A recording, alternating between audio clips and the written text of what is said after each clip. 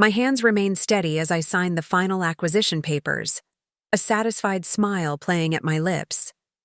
Through the window of my attorney's sleek downtown office, I can see the gleaming headquarters of Vertex Technologies, my husband Nathan's pride and joy. The irony isn't lost on me. While he's hosting a lavish business dinner for his executive assistant Olivia at Mirabelle, the same restaurant where he proposed to me 4 years ago, I'm finalizing the paperwork that will make me the majority shareholder of his company. Ms. Harper, are you absolutely certain about the timing? Michael, my attorney, watches me with a mixture of admiration and concern as he organizes another stack of documents. We could wait until... I turn my phone toward him, showing Nathan's most recent Instagram story. The timestamp reads 3 minutes ago. Creating memories with the finest team in tech. Blessed Ma, living my best life. The photo shows a champagne flute at Mirabelle's VIP section, his limited edition Omega watch visible in the frame, the one I gifted him for his 35th birthday last year. The timing, I say, signing another paper with flourish, is perfect. My phone buzzes with a text from Nathan. Working late tonight, sweetheart. Quarterly projections are a nightmare. Don't wait up. Love you. I've saved every message like this from the past 6 months. Each one corresponds perfectly with credit card charges at high-end restaurants, luxury hotels, or designer boutiques. The ones he doesn't know I can track. The ones that match exactly with Olivia's suspiciously lavish Instagram posts, each tagged with subtle hints about her generous mentor. Before we jump back in, tell us where you're tuning in from, and if this story touches you, make sure you're subscribed, because tomorrow, I've saved something extra special for you. What Nathan doesn't know is that I've been aware for months. Every business dinner, every client emergency, every suspicious withdrawal from our joint savings account, I've documented it all. But unlike most betrayed wives, I didn't confront him.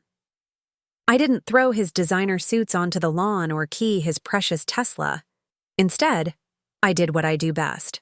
I strategized. This one, Michael points to a particular document, initiates the full corporate audit once you sign. After that, there's no going back. I think about this morning, how Nathan kissed my cheek before leaving for work, how he promised we'd plan that trip to Kyoto soon. Meanwhile, I'd already seen the Kyoto reservations he'd made, not for us, but for him and Olivia next month, paid for with our joint savings. Good, I say, my signature flowing across the paper. That's exactly what I want. My phone lights up with another notification. An Instagram story from Olivia showing off a distinctive blue Tiffany box captioned, "When he knows exactly what you deserve." I screenshot it, noting the time and date. It matches perfectly with the purchase notification from our joint account, the one Nathan thinks I never check. The forensic accounting team will begin their investigation Monday morning, Michael explains, organizing the papers. Given what you've already uncovered about the company's financial irregularities, they'll find twice as much as we already know.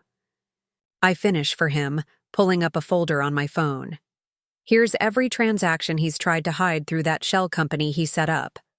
The one where Olivia mysteriously became director of special projects 3 months ago, despite her only experience being as an executive assistant.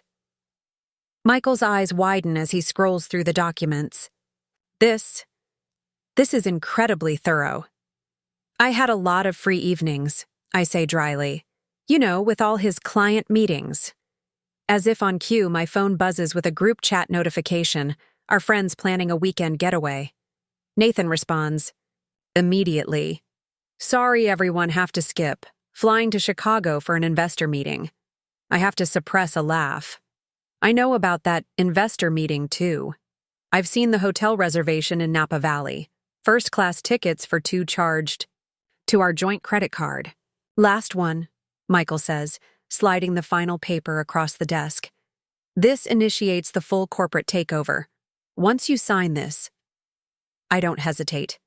My signature flows across the paper, years of anger and betrayal channeled into each curve and line. Another notification pops up. Nathan going live on Instagram from what's supposed to be his client meeting. Mirabelle's distinctive decor visible in the background. Let them celebrate, I say, standing up and smoothing my dress, the one Nathan bought me last month out of guilt. By Monday morning, they'll have a very different story to share. Michael gathers the papers, his expression both impressed and slightly unnerved. You know, in 15 years of handling corporate acquisitions, I've never seen anyone quite as prepared, I suggest, picking up my bag. Or maybe just tired of being underestimated.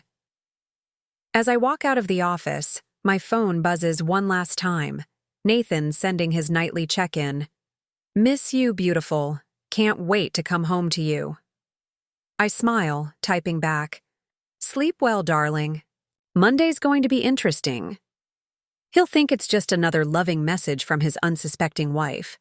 But then again, he always did underestimate me. That's about to become his most expensive mistake. Little does he know, while he's been playing his games, I've been playing a much longer one. 2 years ago, when his company was on the verge of collapse, I was the one who found the angel investors to save it. Nathan was too busy with his networking events to attend the final meetings. He never bothered to read the updated investment agreements, the ones that gave his trophy wife special acquisition rights if certain conditions were met. Conditions like financial impropriety. Conditions that his affair with Olivia and their reduce. Extravagant spending of company funds have now triggered. Monday morning can't come soon enough. The morning after signing those initial papers, I dress with meticulous care. Armani silk blouse, tailored Burberry suit, and the Van Cleef & Arpels earrings Nathan's mother gave me last Christmas. The mirror reflects exactly what Nathan expects to see. His perfectly polished wife, the former marketing strategist he loves to introduce as his beautiful but business-naive partner at company gatherings. If he only knew I spent 5 years as a mergers and acquisitions specialist at Goldman Sachs before we met. Good morning, darling, I call out as he stumbles into our marble kitchen, clearly hungover from last night's client meeting. The coffee machine hums quietly, filling our $5 million Beacon Hill townhouse with the aroma of his favorite Jamaican Blue Mountain blend. I made your breakfast, I say cheerfully. He kisses my cheek, reeking of expensive cologne and guilt. The same cologne I noticed on Olivia's latest Instagram post from their accidental run-in at Saks yesterday. You're too good to me, babe. If only you knew, I think, sliding his coffee across our Carrara marble counter. The same counter where I'd sat until 3 a.m. last night on a secure video call with Elise, my old colleague from Goldman. Elise, who now heads their technology acquisition division. Elise, who nearly spat out her whiskey when I showed her what I'd found in Nathan's private company transactions. Another early meeting? I ask innocently, watching him check his phone. His lock screen is still our vacation. Photo from Santorini last summer, but I know his background is Olivia. I've seen it reflected in his car window when he texts her during our dinner dates. Yeah, the Richardson portfolio is killing me. He runs a hand through his perfectly styled hair, distracted. The Richardson portfolio that doesn't exist.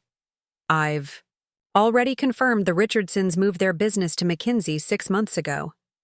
Don't work too hard, I say, squeezing his shoulder. He doesn't notice me taking a photo of his phone screen in the reflection of our Wolf Range's chrome surface, capturing Olivia's message about their lunch plans at the new Mario Batali restaurant. After he leaves, I transform our home office into my command center. The framed photos of our wedding at the Boston Public Library disappear into drawers, replaced by printouts of bank statements, corporate documents, and property records. My friend Zoe, a corporate attorney I've known since our Harvard days, sits cross-legged on my custom West Elm rug, surrounded by papers. Jesus Christ, she mutters, holding up a document. Did he really think he could hide these corporate funds? Diversions behind a shell company registered in the Cayman Islands? I laugh, but there's no humor in it. He registered it under his childhood dog's name, the one that died 12 years ago. Zoe shakes her head, adding the paper to our growing evidence pile. Men like him always think they're the smartest person in the room. That's because they never bother looking around, I reply, pulling up another document on my laptop. Look at this. Every time he meets Olivia, he files it as a business development expense. The 5-star hotels with a woman who's supposedly advising him on corporate strategy, despite not knowing the difference between an IPO and an invoice. My phone buzzes, a group text from our friend Madeline about her upcoming charity gala at the Museum of Fine Arts. Nathan responds immediately with another excuse. Olivia, I notice, has already marked herself unavailable on the event's planning committee list. They're getting careless, I observe, adding another screenshot to my collection. Have you talked to Judge Watkins yet? Zoe asks, referring to our friend who oversees corporate disputes in the district. I nod, pulling up an encrypted email chain. She's ready. Preparing and narrating this story took us a lot of time, so if you are enjoying it, subscribe to our channel. It means a lot to us. Now back to the story. The moment we file on Monday, she'll randomly schedule an emergency hearing about suspicious corporate activities, the same hearing that will reveal Olivia's company has been receiving payments for consulting since before she even met Nathan. My phone lights up with Nathan's face, his daily check-in call.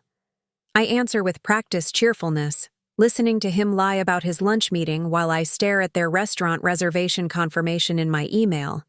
The same email account he set up for me, thinking I'd only use it for online shopping.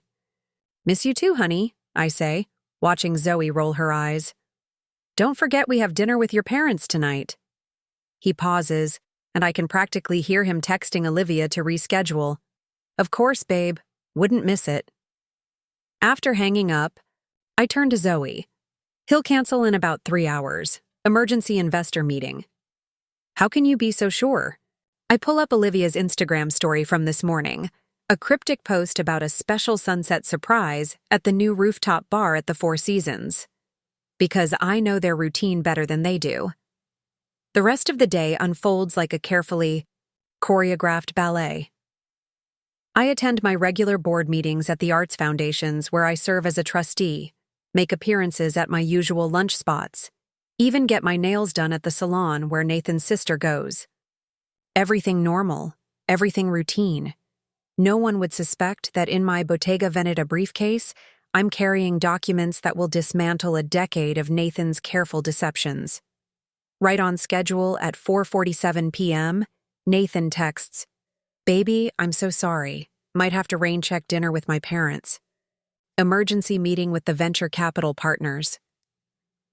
I respond with just the right amount of disappointment and understanding, watching through my phone's banking alerts as he makes a dinner reservation at Soralina, his and Olivia's favorite spot for their strategy sessions. The venture capital partners haven't scheduled any meetings. I would know. I'm the one who's been talking to them about the new leadership structure at Vertex Technologies.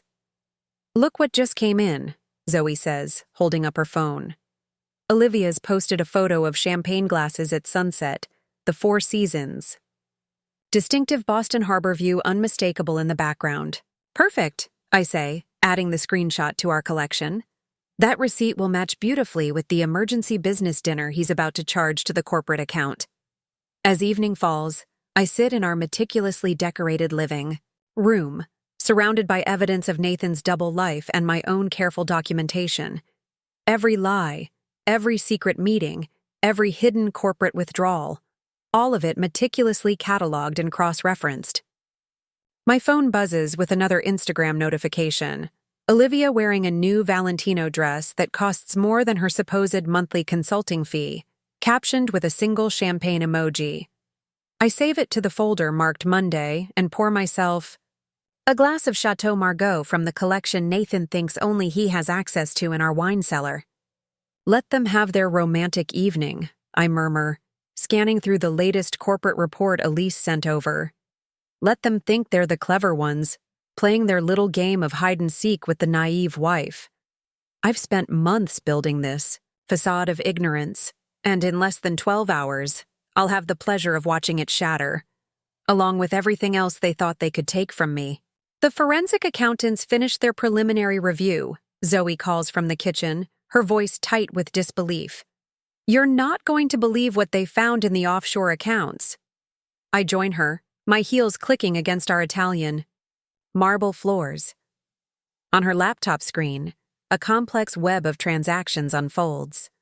A masterpiece of financial deceit that would be almost impressive if it wasn't so staggeringly stupid. He's been transferring company money through 3 different shell companies, Zoe explains, highlighting various transactions, all registered under variations of his dog's name, then funneling it through Olivia's fake consulting firm and into private accounts in the Cayman Islands. I lean closer, a cold smile playing at my lips. Show me the dates of the first transfers. Zoe pulls up a timeline and my smile widens. Just as I thought. He started moving money the day after I brought in the angel investors who saved his company. He never even bothered to check who had final approval power. My phone chimes with a message from Nathan's mother.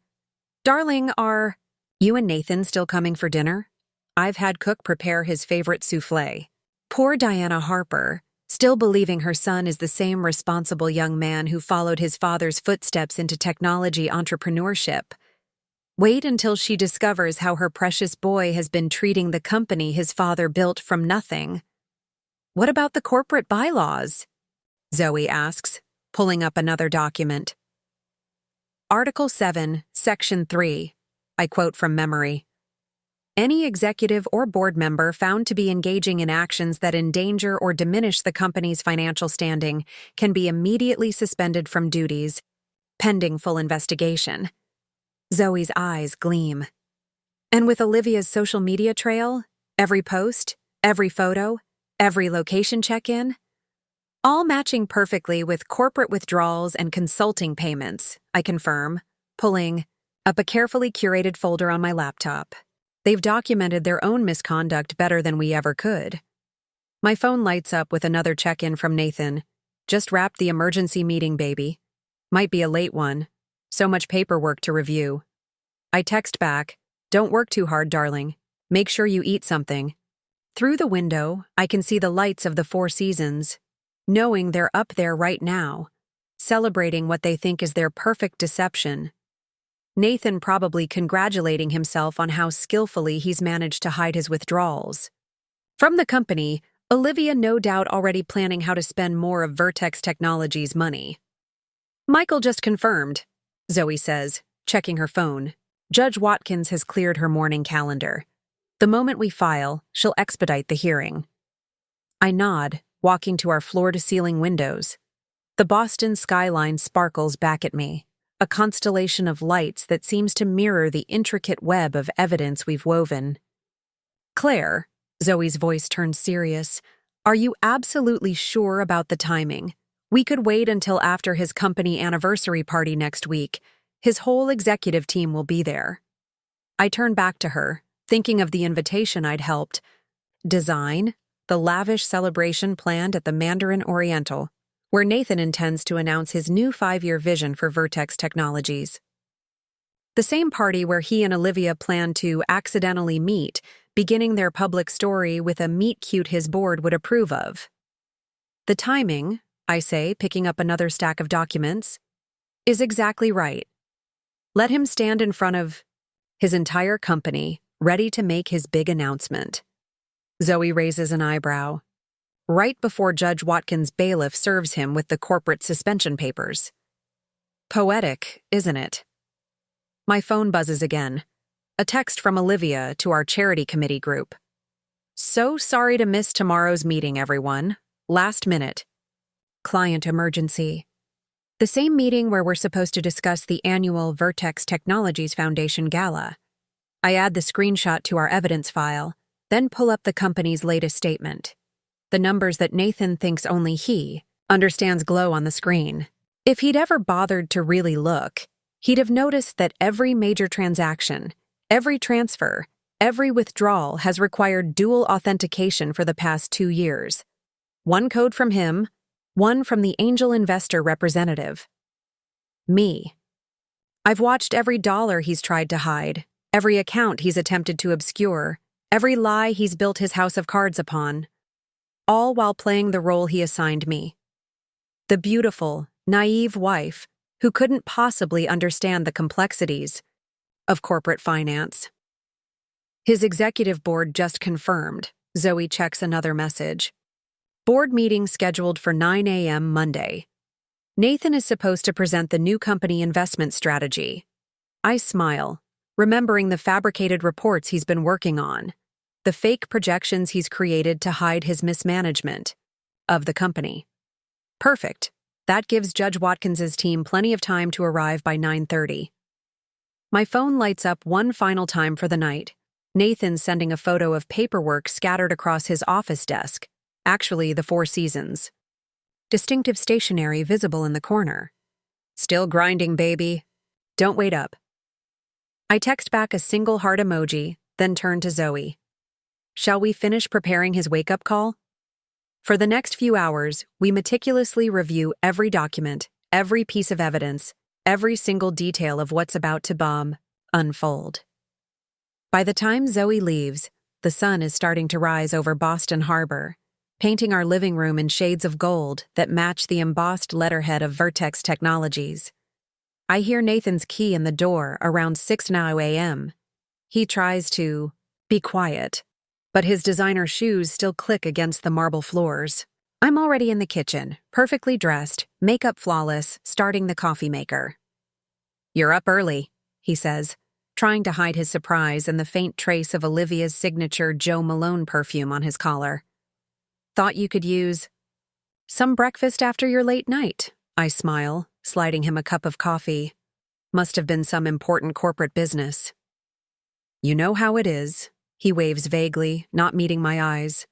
"Sometimes these things can't wait." "Oh, darling." I think, watching him check his phone under the table, no doubt messaging Olivia about their close call.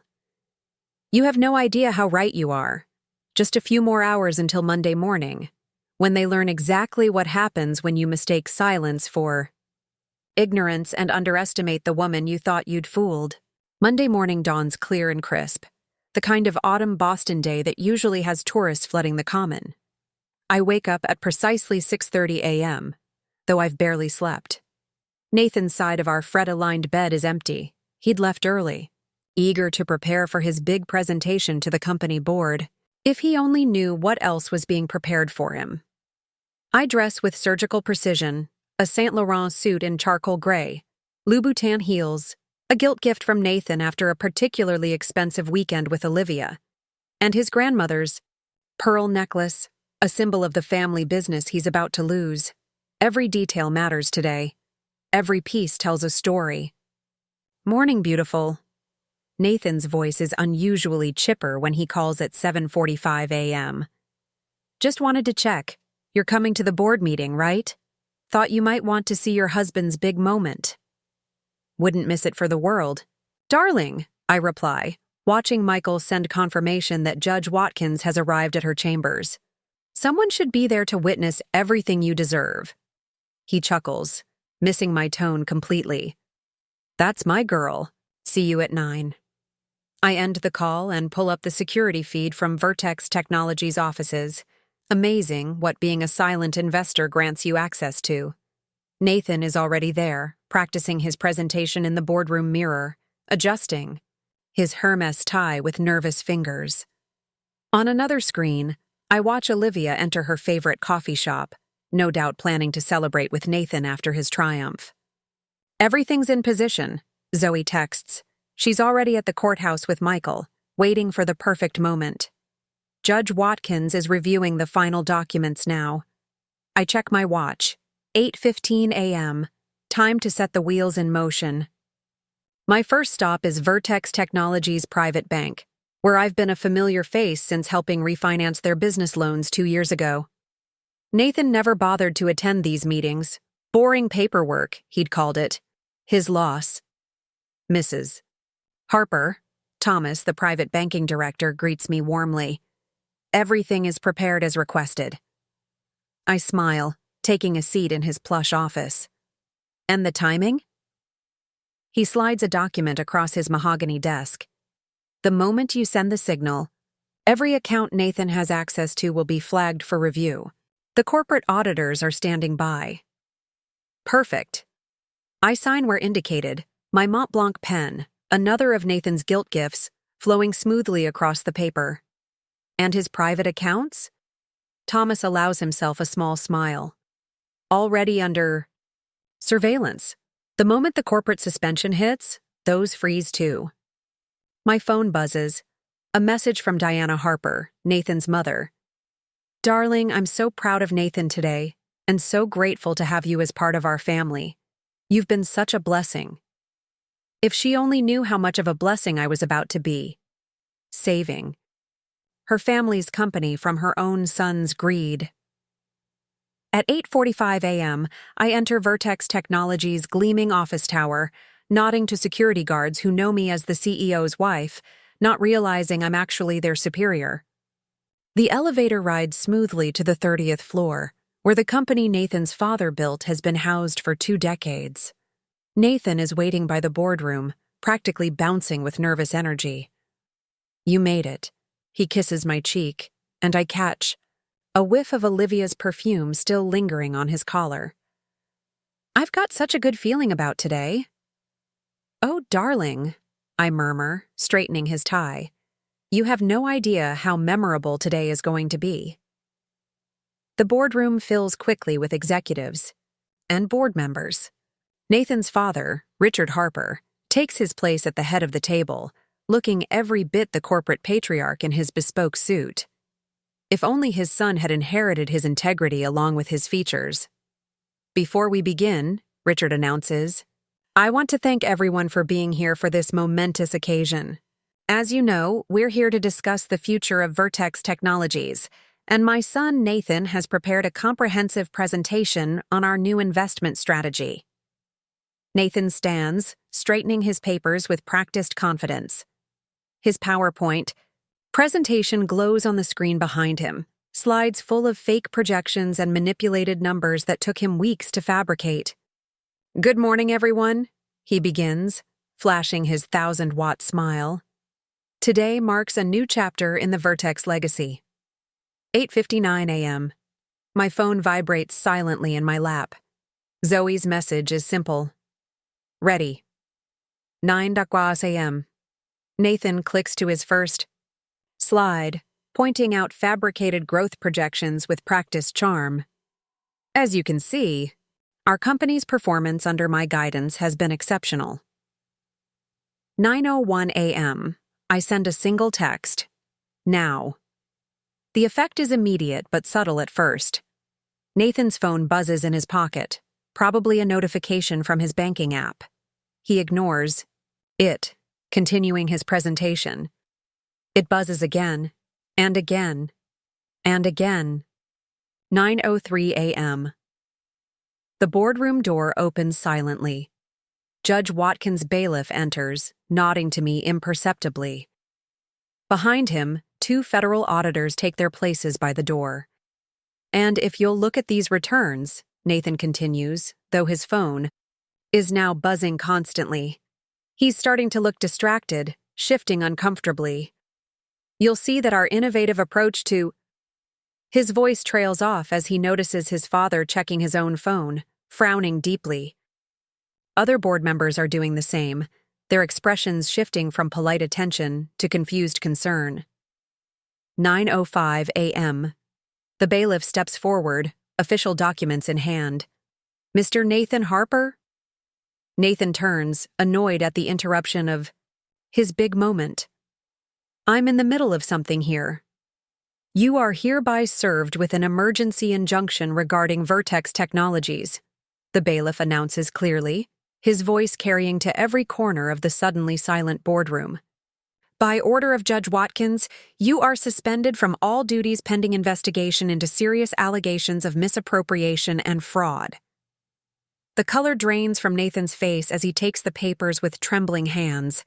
His phone is still buzzing, probably notifications of his accounts being frozen one by one. There must be some mistake, he stammers, looking around the room desperately. His eyes land on me, seeking support, reassurance, the naive trust he's come to expect. Instead, he finds me, calmly opening my laptop, pulling up the folders marked Evidence. No mistake, darling, I say softly, turning the screen so the entire board can see. Would you like to explain these transactions to your colleagues yourself, or shall I? The first image appears on the boardroom's main screen, replacing his fabricated presentation, a detailed spreadsheet of every dollar he's stolen, every lie he's told, every trust he's broken. Behind him, Richard Harper stands slowly, his face a mask of shock and growing fury. Nathan. His father's voice is deadly quiet. What is this? Before he can answer, his phone buzzes one final time. He looks at it reflexively. And I know exactly what he's seeing, a notification that his access to all Vertex Technologies accounts has been suspended. Perhaps, I suggest, standing smoothly, we should discuss the real state of the company, starting with these unusual payments to a certain consulting firm. Nathan slumps into his chair as I take control of the presentation remote. Behind him, the federal auditors begin setting up their equipment. Through the boardroom's glass walls, I can see Michael and Zoe arriving with boxes of additional evidence. The day of reckoning has only just begun. Let's start with this particular transaction, I say, clicking to the next slide. The boardroom. Screen fills with a detailed breakdown of a $175,000 transfer from the corporate account to Olivia's consulting firm, made on February 12th, exactly 1 day after Olivia's company was registered. Interesting timing, wouldn't you say? Nathan's hands grip the armrests of his chair, knuckles white. Behind him, Richard Harper has switched from shock to cold fury, his jaw clenched as he watches his son's deceptions laid bare. Of course, I continue, clicking through to the next slide. That was just the beginning. Shall we discuss the offshore accounts registered under your childhood pet's name?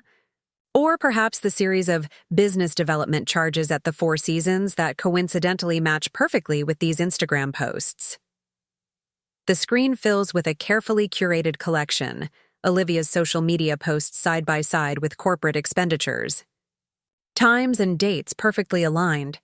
Each champagne toast, each surprise gift, each luxury weekend mathematically matched with a suspicious withdrawal. This is ridiculous, Nathan finally manages, his voice cracking.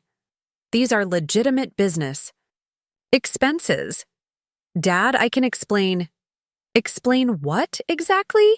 I interrupt smoothly, pulling up another document. How you started embezzling from the company the day after your angel investors saved it from bankruptcy? Or should we discuss how you've been using corporate funds to finance your affair while planning to divorce me? A gasp ripples through the boardroom.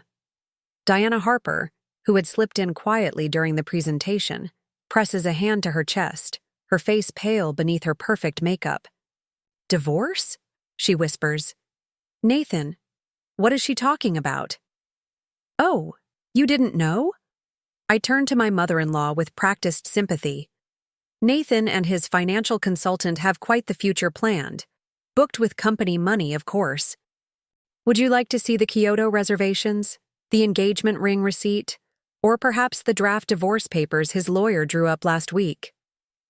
Nathan lunges for his phone, probably to warn Olivia, but it's already too late.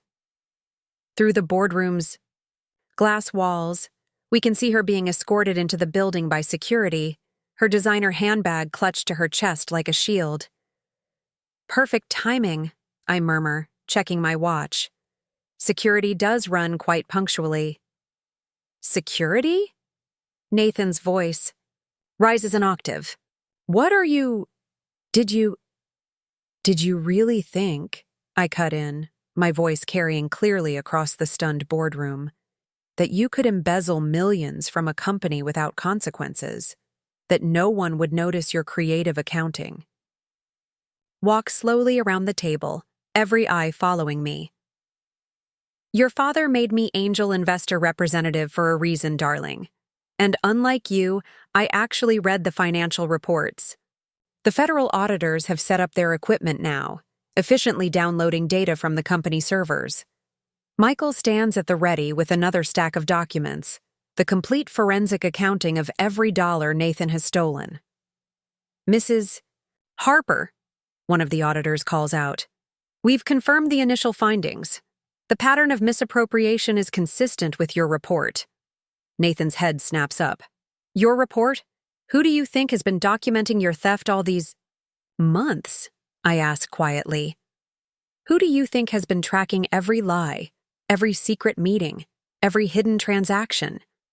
The wife you thought was too naive to understand finance? The trophy you believed would never question your business meetings?" His phone buzzes again. Probably Olivia being brought to the conference room for questioning. Through the glass, I can see her mascara-streaked face as she realizes the magnitude of their situation. "I can fix this," Nathan stands abruptly, desperation creeping into his voice. "Dad, just let me explain. We can handle this internally." "Sit down." Richard Harper's voice could freeze hell itself. "You've done quite enough." "Actually," I interject, pulling up another document, "we're just getting started. Would anyone like to see the company's true performance reports? The ones Nathan has been hiding while presenting his creative fiction?" The next hour unfolds like a perfectly choreographed dance. With each new revelation, each piece of evidence, each damning document, Nathan shrinks further into his chair. His carefully constructed world of lies crumbles slide by slide, dollar by dollar. "The Cayman Islands accounts have been frozen," Zoe announces from the doorway, "and Judge Watkins has approved the emergency audit of all personal assets." Nathan's head snaps up. "Personal assets? You can't—" "Article 7, Section 3 of the corporate bylaws," I quote smoothly. "Any executive found to be engaging in actions that endanger or diminish the company's financial standing can be immediately suspended from access to all related assets pending full investigation." Your father insisted I memorize every clause. When he made me investor representative, I add. Shame you never bothered to read them yourself. A commotion outside draws everyone's attention. Olivia is being led to a separate room, her face a mask of panic as she realizes the serious nature of her situation. Through the glass, I watch her reach for her phone, probably to call the lawyer she thinks can save her. "Don't bother," I call. Out, loud enough for her to hear through the glass. "Your lawyer dropped you 20 minutes ago. Apparently, he has some concerns about being associated with corporate fraud." Nathan stands again, this time moving toward the door. But the security team shifts smoothly to block his path. "This is insane! You can't just—" "Can't what?" I ask, my voice deadly quiet. "Protect the company from your greed? Prevent you from stealing more of your father's legacy? Or perhaps you're upset that I won't let you drain the accounts to fund your new life with Olivia?" I click to the next slide and Nathan actually flinches. It's a photo from last week, him and Olivia at Tiffany's, shopping for engagement rings, the corporate withdrawal for the purchase still pending in the system. "Engagement rings?" Diana Harper's voice is barely a whisper. "While you're still married to Claire." "Speaking of marriage," I continue, pulling up another document. "Nathan, darling, why don't you explain to everyone why you've been meeting with divorce attorneys? Or should I share the prenup dissolution papers you had drafted?"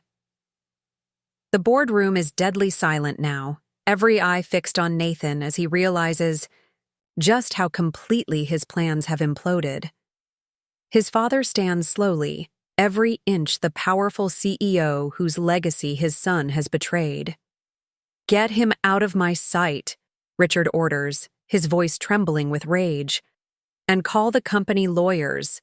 All of them." As security begins to escort Nathan from the boardroom, His phone buzzes one final time. I know exactly what notification he's receiving. His access to the Vertex Technologies offices has been revoked, his keycard deactivated, his credentials suspended. One more thing, I call out just as he reaches the door. You might want to pack a bag when you get home. The townhouse is part of the company's executive housing program, and as of 9 minutes ago, you're no longer an executive. Nathan turns, his face a mask of disbelief. Where am I supposed to go? I smile, remembering all the nights I lay awake while he was with Olivia, planning this very moment. Perhaps you could stay at the Four Seasons? Oh, wait, your credit cards have all been frozen. Well, I'm sure Olivia would offer her sofa, but... I glance meaningfully at the security team leading her to questioning. She might be a bit preoccupied. As Nathan is led away, Diana Harper approaches me, tears in her eyes. Claire, I'm so sorry. We had no idea he was... It's not your fault. I squeeze her hand gently. You raised a good son. He just made very, very bad choices. Michael appears at my side with another update. Judge Watkins wants to see you, and the forensic accountants have found 3 more offshore accounts. I nod, gathering my things as the federal auditors continue their work. Through the glass walls, I can see Nathan being escorted to the lobby, his world collapsing around him. His phone is probably exploding with notifications, frozen accounts, canceled cards, suspended memberships, revoked access. Mrs. Harper, one of the federal agents approaches, will need a statement about the corporate discrepancies. Of course, I reply, smoothing my skirt as I stand. I believe I have everything you need right here. I pat my briefcase, filled with months of careful documentation, weeks of meticulous planning, and years of quiet observation. Nathan thought he was so clever, playing his games with the company fortune while his trophy wife smiled quietly at his side. He never realized that sometimes the quietest person in the room is the one you should fear the most. The next few hours unfold like a perfectly orchestrated symphony of consequences. From my temporary office in Vertex Technologies executive suite, Nathan's former office ironically, I watch the dominoes continue to fall through multiple screens and live feeds.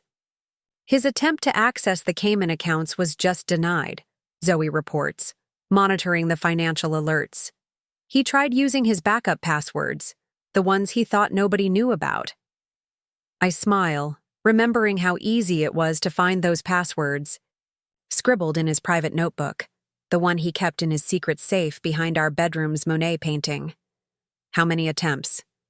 7 so far, each one triggering another alert to the financial authorities.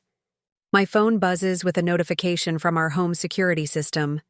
Nathan has arrived at the townhouse, probably hoping to grab some essentials before the locks are changed. Through the camera feed, I watch him frantically shoving designer suits into his luggage, the same suits I helped him select, each one paid for with company money he'll soon have to account for. Should we tell him about the asset freeze? Zoe asks, watching the feed over my shoulder. Let him figure it out. Reply, turning my attention to another screen showing the federal investigators interviewing Olivia. Her confident facade has crumbled completely now, mascara streaking down her face as she realizes the full implications of her role in Nathan's scheme. Mrs. Harper, Michael enters with a fresh stack of documents. The company's private bank just called. They've completed the initial audit of Nathan's personal accounts. I raise an eyebrow. And? He's been skimming from more than just the company. They found irregular transfers from his father's retirement fund, his sister's children's education trust, even the company's charitable foundation. Diana Harper, who's been sitting quietly in the corner trying to process the morning's events, lets out a small sob. The children's education fund, his own nieces and nephews. I move to comfort my mother-in-law, the woman who welcomed me into her family with open arms 4 years ago. We've already reversed the transfers, Diana. The children's futures are secure. My phone lights up with another notification. Nathan trying to check into the Ritz-Carlton using his black card. I can almost see the color drain from his face as the card is declined. Through various feeds and alerts, I track his increasingly desperate attempts. The Four Seasons, declined. The Peninsula, declined. The Mandarin Oriental, declined. His lawyer just dropped him, Zoe announces, checking her messages. Apparently, he tried to pay the retainer with one of the frozen accounts. The firm has concerns about being paid with potentially fraudulent funds. A commotion in the hallway draws our attention. Through the glass walls, we see Olivia being escorted out by federal agents, her designer handbag now filled with copies of her sworn statement. The look she shoots toward Nathan's former office could freeze hell itself. She gave them everything, Michael confirms, reviewing the preliminary report. Every meeting, every transaction, every promise he made. Turns out self-preservation trumps loyalty when federal charges are on the table. My phone buzzes again. A group text from our social circle about the upcoming charity gala at the Museum of Fine Arts. Nathan's sister Elizabeth has already removed him from the planning committee. His name disappears from the guest list in real time, his social world crumbling as quickly as his financial one. The trust fund audit team just found something interesting, Zoe calls out, her eyes wide as she reads from her tablet. Remember those business development trips to Switzerland? I turn to her, intrigued. The ones where he claimed to be meeting with private banking clients? He was actually viewing properties, high-end chalets in the Alps, all conveniently far from extradition treaties. They found incomplete purchase agreements on his company laptop. Diana's head snaps up. He was planning to run with your money? With your family's money, I correct gently. But don't worry, he won't get the chance now. As if on cue, my phone shows another alert. Nathan's passport has been flagged. No international travel without court approval. His world is shrinking by the minute, his options disappearing one by one.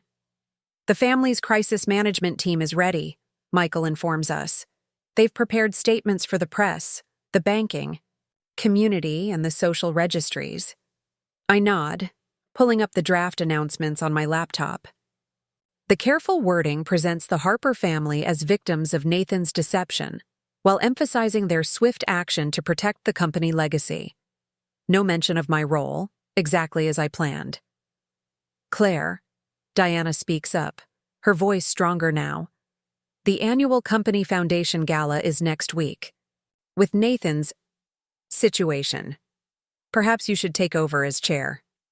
Before I can respond, my phone buzzes with an urgent message from the townhouse security team. Nathan is trying to access his home office safe, the one he thinks contains emergency cash and backup credit cards. Don't worry, I assure Diana, watching Nathan's frustrated attempts through the security feed. I already emptied that safe last week. Everything of value is secure in the company vault. Zoe's tablet pings with another update. The forensic team just found his deleted emails. You're not going to believe what he was planning for after the divorce. I turn to the large screen on the wall, now displaying a complex web of Nathan's intended post-divorce financial manipulations. Even I'm impressed by the audacity, if not the intelligence, of his schemes. He was going to claim the company violated securities laws, Zoe explains, highlighting various documents.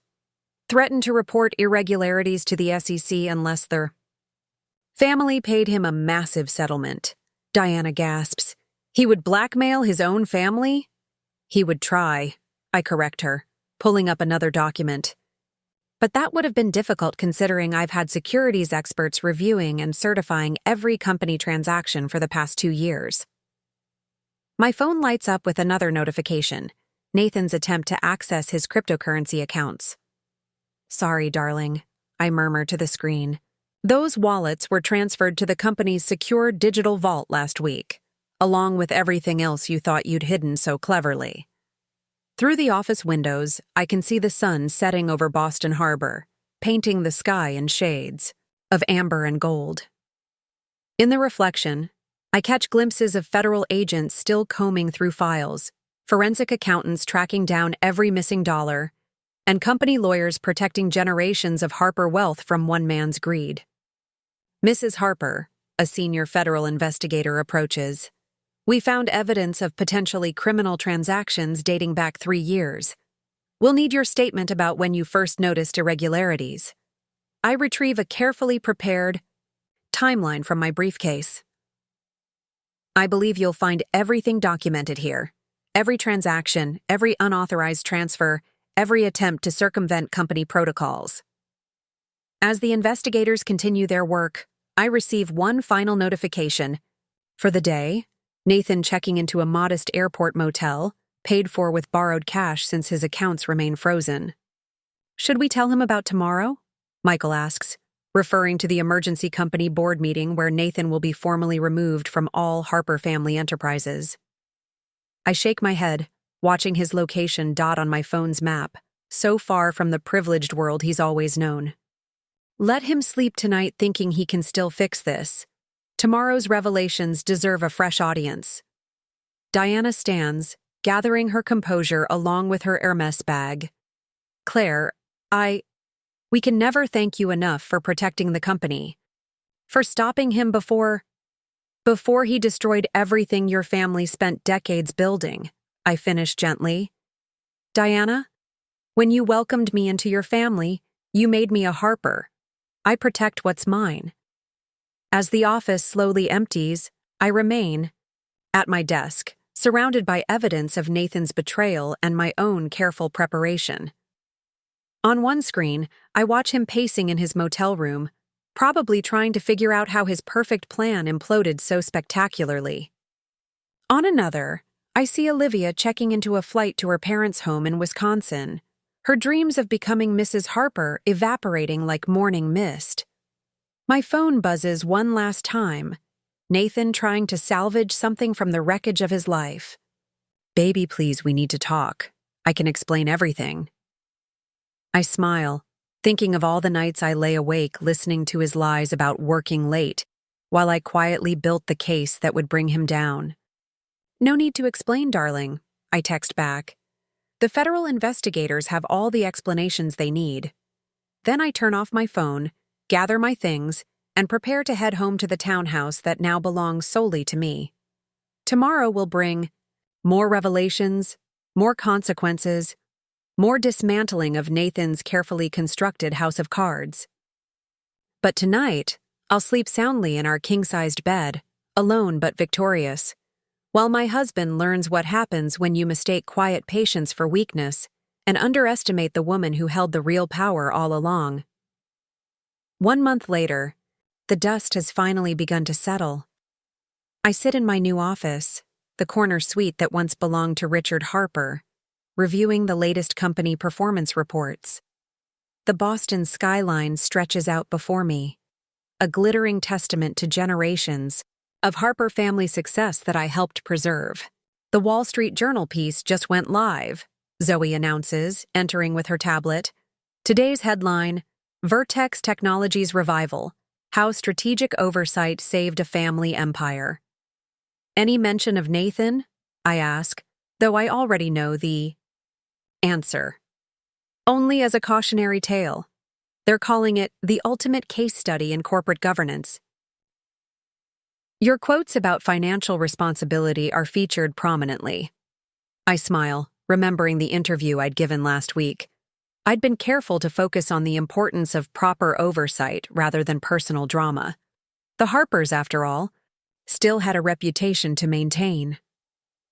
My phone lights up with a notification from the federal prosecutor's office. Nathan's plea deal has been finalized. In exchange for a reduced sentence, he's agreed to provide evidence against larger financial fraud schemes he'd become entangled with. His new accommodations are quite a step down from the Four Seasons, Zoe observes dryly, showing me the detention center's location. Though I hear the jumpsuit orange brings out his eyes. Olivia sent another request, Michael adds, entering, with more papers. She's offering to write a tell-all about Nathan's schemes in exchange for immunity.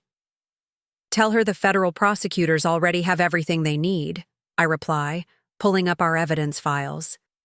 Her Instagram posts provided more than enough documentation.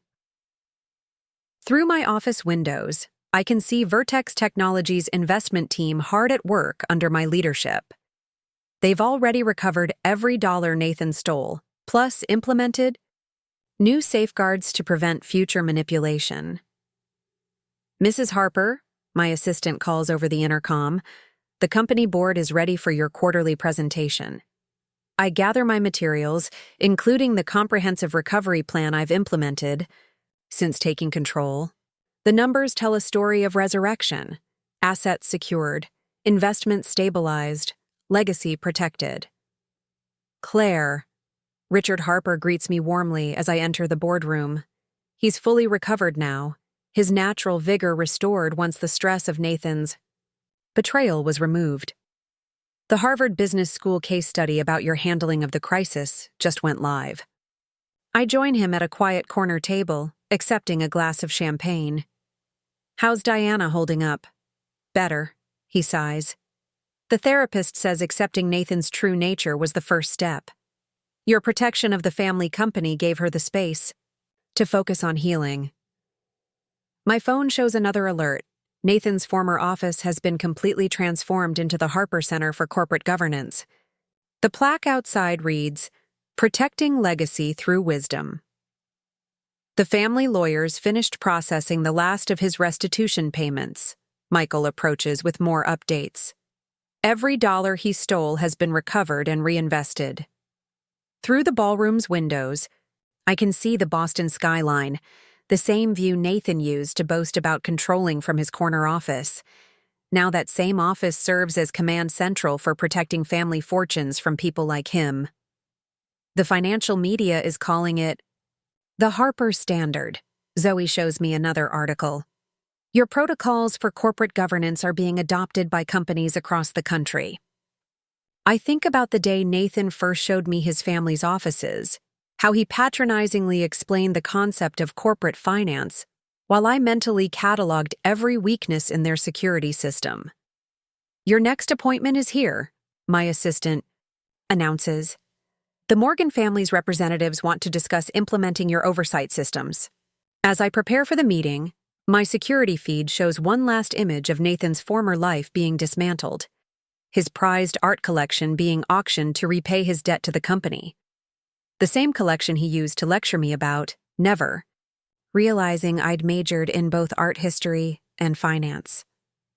Judge Watkins called, Michael adds. She's recommending your case as required reading for financial court judges. Says it's the most comprehensive corporate protection strategy she's ever seen. My phone buzzes with a notification from the Federal Detention Center.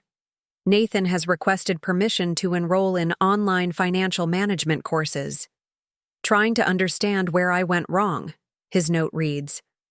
Should we tell him about the Foundation's new educational program? Zoe asks. The one teaching corporate executives how to detect and prevent internal fraud. Let him figure it out, I reply, straightening my Chanel jacket. He always said he learned best through experience. Diana joins us, elegant as ever in her role as family matriarch. The Holiday Gala Committee has a suggestion. They want to honor you as guardian of legacy. I shake my head, remembering all the galas where Nathan paraded me around like an accessory. No honors. The secured company speaks for itself. Through my phone, I watch various scenes unfold across the city. Federal investigators using my case to train new financial crimes specialists. Business schools teaching the Harper case as a master class in corporate protection. Society columnists speculating about Nathan's life behind bars. Financial advisors studying my oversight protocols. One last thing, Zoe calls out as I head to my next meeting. Nathan's old social club is reopening their membership waitlist. Care to submit his replacement's name? I smile, thinking of all the times he used that club to impress his mistresses, flaunting the wealth he was secretly stealing. I have a better idea. Let's turn it into another foundation office. Something about financial literacy for future generations. The afternoon sun streams through the office windows, catching the diamond on my left hand. Not my engagement ring from Nathan, but my grandmother's ring, a symbol of true family legacy. On my desk, the latest company reports show growth that would have been impossible under Nathan's manipulation. "Mrs. Harper," my assistant interrupts gently, "the Financial Times is here for your interview about transforming corporate governance." I gather my thoughts, remembering every step of this journey. The quiet wife who watched and waited, the financial expert who documented every lie, the executive who protected generations of wealth, the woman who refused to be underestimated. My phone shows one final notification for the day: Nathan's lawyer making a last desperate pitch for leniency. "He's a changed man," the message pleads. "He understands now what he lost." Too late, I think, heading to the interview. Some lessons come at a price no company account can cover. As I take my seat across from the journalist, I catch my reflection in the window. No longer the trophy wife Nathan thought he married, but the guardian of legacy he never knew he needed. The reporter's first question makes me smile. "Mrs. Harper, how does it feel to have revolutionized corporate protection?" "It feels," I reply, thinking of Nathan in his cell, finally learning the true meaning of accountability. "Exactly like justice." 1 year to the day after Nathan's downfall, I stand in my office at Vertex Tower, watching the sun rise over Boston Harbor. The view is different from up here, both literally and figuratively. The past year has transformed not just the Harper fortune, but the entire landscape of corporate management. My phone lights up with the morning's first notification: Forbes magazine has just released their annual Power Players issue.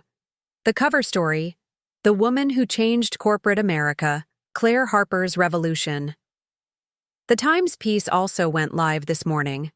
I scan the headline, amused by the irony. Silent.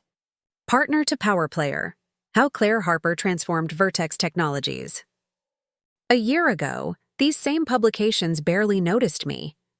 Just another pretty wife in Manhattan's social circus. Now they're studying my methods in business schools. I take a sip of my morning espresso, surveying the empire I've rebuilt from Nathan's ashes. The company's value has tripled since I took over. What Nathan tried to destroy has become a beacon of financial wisdom, helping other families protect their legacies from similar threats. My assistant Caroline knocks softly before entering my office. "Your 9 a.m. is here, the Silicon Valley delegation." I nod, straightening my Brunello Cucinelli blazer. "Send them in 5 minutes." Ever since the Harper method became the gold standard for corporate governance, I've had a steady stream of tech executives seeking my guidance.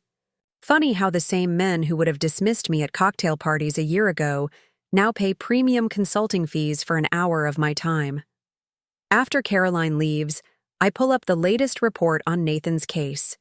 His sentencing was last week: 4 years in a minimum security facility, plus restitution payments that will keep him working well into his 70s. A fair outcome, all things considered. I could have pushed for more, but this wasn't about vengeance.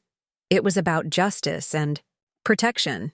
The photographs from the courtroom show a different man than the one I married. Gone are the designer suits and the smug confidence. In their place, a deflated figure in off-the-rack clothing, shoulders slumped under the weight of his consequences. His final letter arrived yesterday, handwritten on cheap paper, a far cry from the monogrammed stationery he once insisted upon. Unlike his earlier desperate pleas and angry accusations, this one was different, reflective, almost genuine. I finally understand what I had, what I threw away. Not just the company or the money, but the brilliant woman I never truly saw. Too late, Nathan. You had 4 years to see me standing right in front of you. I close the file as my intercom buzzes. "Mrs. Harper, there's a Ms. Reynolds here to see you. She doesn't have an appointment." "Olivia, I should have expected this." "Send her up." 5 minutes later, she stands in my doorway. The transformation is striking. Gone are the designer clothes and carefully styled hair. Instead, she wears a simple blouse and slacks, her face free of the heavy makeup she once favored. "Claire," she begins, her voice lacking its former confidence. "Thank you for seeing me." I gesture to the chair across from my desk. "What can I do for you, Olivia?" She sits, hands folded tightly in her lap. "I've completed the community service portion of my plea agreement. I've been teaching financial literacy to at-risk women." "I know," I reply evenly. "I receive the, quarterly reports." "Of course I do. The program was my idea, part of Vertex Technologies' new corporate responsibility initiative. Turning Nathan and Olivia's misdeeds into something productive seemed fitting." "I'm good at it," she says, a flicker of pride crossing her face. These women, many of them were like me, thinking their only value was in pleasing powerful men. I study her carefully. The woman before me is so different from the one who posed with champagne flutes at the Four Seasons, flaunting gifts bought with stolen money. "The program funding ends next month," she continues. "I'd like to apply for the permanent position." "Working for the Harper Foundation?" I raise an eyebrow. "That's bold, Olivia." She meets my gaze steadily. "I made terrible choices. I can't undo them. But I can use what I learned to help others avoid the same mistakes." I consider her request. The old Claire, the one Nathan thought he married, might have rejected it outright. But leadership isn't about punishing past mistakes. It's about recognizing potential and channeling it productively. "Submit your application through proper channels," I tell her. "The foundation director makes hiring decisions independently. But," I add, "I won't oppose it if your qualifications merit consideration." Relief washes across her face. "Thank you." As she turns to leave, curiosity gets the better of me. "Have you heard from him?" She pauses, her back to me. "One letter. Asking for money for his commissary account." I almost laugh at the predictability. "And?" "I returned it unopened," she says, a hint of steel in her voice. "I'm done being used." After she leaves, I find myself reflecting on the parallel. Transformations. Nathan descending as Olivia rises from the ashes of her mistakes. Perhaps there's a lesson in that too. My phone buzzes with a message from Diana Harper. "Brunch still on for Sunday? The grandkids can't wait to see Aunt Claire." Another unexpected development from the past year. After Nathan's fall, his family didn't cast me out as many expected. Instead, Diana drew me closer, treating me more like a daughter than ever before. "You protected our legacy," she told me. "That makes you more of a Harper than Nathan ever was." The Harper family Sunday brunches have become a treasured tradition. Richard mentors me on the history of the company, while Elizabeth's children pepper me with questions about business. The youngest, Sophie, has already declared she wants to be just like Aunt Claire when she grows up. I smile, typing back my confirmation as Caroline reminds me of my waiting appointments.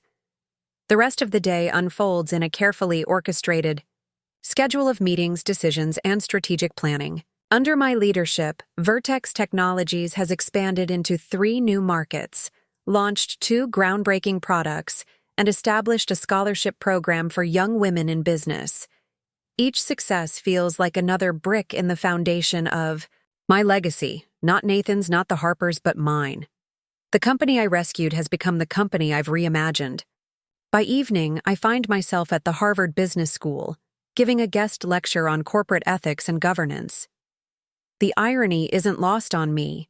Standing at the same podium where Nathan once spoke, addressing a packed auditorium instead of the half-empty room that greeted him.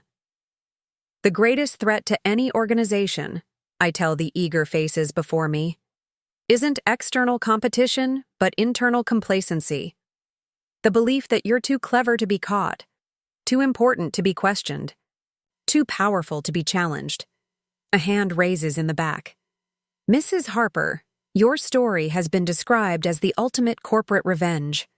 Would you agree with that characterization?" I consider the question carefully. No, I reply. Revenge implies emotional motivation. What I did was strategic protection. When you see something valuable being destroyed by negligence or greed, you don't act out of vengeance.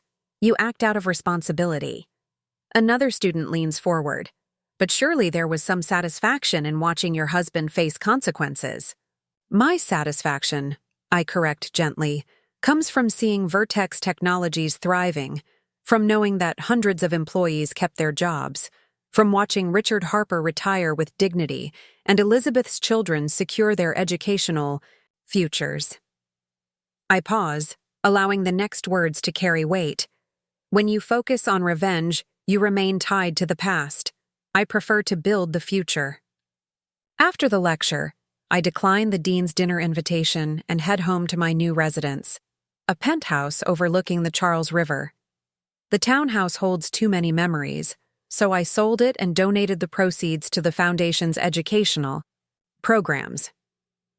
My private elevator opens directly into the foyer, where floor-to-ceiling windows capture the city lights.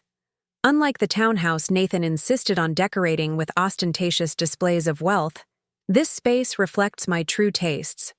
Clean lines, thoughtfully curated art, and comfortable elegance. I kick off my heels and pour a glass of wine, scrolling through the day's final emails. An alert catches my attention. Nathan has been transferred to the prison's financial education program. Apparently, he's showing exceptional aptitude for teaching other inmates about corporate compliance. The irony makes me smile. Perhaps in his own way, Nathan is finally contributing something valuable to society. My doorbell rings unexpectedly. Security hasn't announced anyone. Curious, I check the monitor to find Zoe holding a bottle of champagne. "Surprise inspection," she announces when I open the door. Making sure the most powerful woman in Boston remembers to celebrate her victories. I laugh, ushering her in. Zoe, who stood beside me through every step of Nathan's takedown, has been promoted to general counsel at Vertex. Our friendship, forged in the crucible of crisis, has only strengthened with time. "What are we celebrating?" I ask, fetching glasses. "Are you kidding?" She pulls out her phone, showing me a notification I missed. The Senate committee just approved the Harper Standards for Corporate Governance. Your testimony last month sealed the deal. This is going national, Claire. I feel a momentary dizziness as the implications sink in. What began as protecting one company has evolved into legislation that will safeguard thousands. We toast on the balcony, the cool autumn air carrying the scent of the river. "Did you ever imagine this outcome?" Zoe asks, gesturing to the city below us. "When you first discovered Nathan's betrayal?" "No," I admit. "I just wanted to protect what mattered. And instead, you built something greater." Later that night, after Zoe leaves, I find myself drawn to my home office. In the bottom drawer of my desk lies a sealed envelope, Nathan's final personal effects from the townhouse, which I never opened. Tonight feels different. Perhaps it's the milestone of the Harper Standards, or the symmetry of exactly 1 year since his downfall. Whatever the reason, I break the seal. Inside, among cufflinks and business cards, I find a small velvet box. My engagement ring, the one I returned to him the day after his arrest. With it, a note in his handwriting. "I hope someday you'll understand why I kept this. It remains the one truly perfect decision I ever made." I close the box without putting on the ring. Nathan still doesn't get it. Even now, he sees our marriage as his decision, his choice. He never understood that I chose him too, saw potential in him that he squandered on greed and ego. Returning the box to the drawer, I walk to the window. Boston glitters below, a constellation of lights that seems to mirror the journey that brought me here. Not as Nathan's wife or Richard's daughter-in-law, but as Claire Harper, the woman who transformed a personal betrayal into a professional revolution. My phone buzzes with a text from Elizabeth. Just heard about the Senate. Committee. Dad would be so proud. Mother's over the moon. Family dinner tomorrow to celebrate? Family. Not by Nathan's side, but in my own right. Not the role I expected, but perhaps the one I was meant to play all along. As I get ready for bed, I pass the framed article hanging in my hallway. The first major profile written about me after taking control of Vertex. The headline still makes me smile. The Silent Partner Speaks, How Claire Harper Saved Vertex Technologies. The reporter had asked if I had any regrets about my marriage to Nathan. My answer became the article's closing quote. Regret assumes there was a mistake. I prefer to see it as research. I learned exactly what kind of leader I didn't want to be, which clarified precisely the leader I intended to become. The next morning, I wake before dawn, a habit formed during those months, of silently gathering evidence against Nathan. But now, the early hours serve a different purpose. This is my time to think, plan, and envision the next chapter. Over my morning coffee, I review the speech I'll give at today's press conference announcing the new Harper Institute for Corporate Ethics. Funded by the recovered money from Nathan's schemes, the Institute will train the next generation of business leaders to prioritize integrity over profit, sustainability over short-term gains. As I look out over the city, I remember something my grandmother once told me. The quietest person in the room is often the one with the most to say. Nathan never bothered to listen. Now he has all the time in the world to contemplate the true cost of underestimating the woman he thought he'd fooled.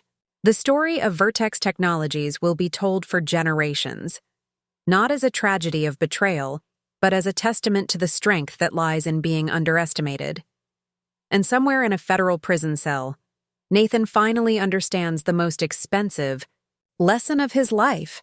Sometimes the quietest person in the room is the one you should have feared the most. Up next, you've got 2 more standout stories right on your screen. If this one hit the mark, you won't want to pass these up. Just click and check them out!